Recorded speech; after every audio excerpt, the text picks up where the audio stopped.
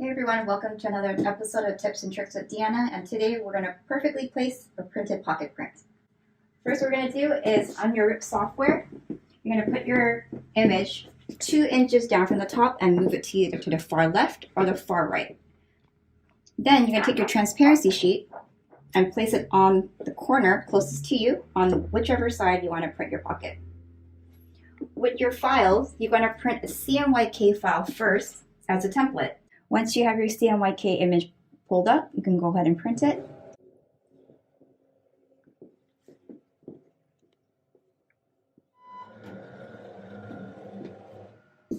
Once you have your template, you can go ahead and set it aside.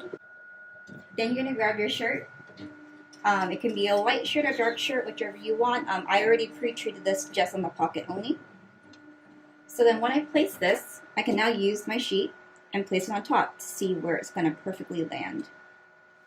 So I know I need to move my shirt over. It's too high. Move over more to the left. So I can make sure it's exactly where I want it to be. I feel that looks good. So I'm going to go ahead and remove my sheet, grab my hoop.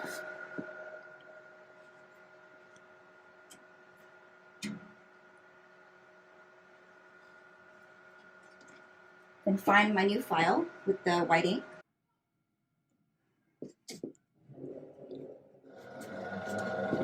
And now we have a perfect pocket print. For more tips and tricks, please contact us at dtgconnection.com or visit us on our social media channels.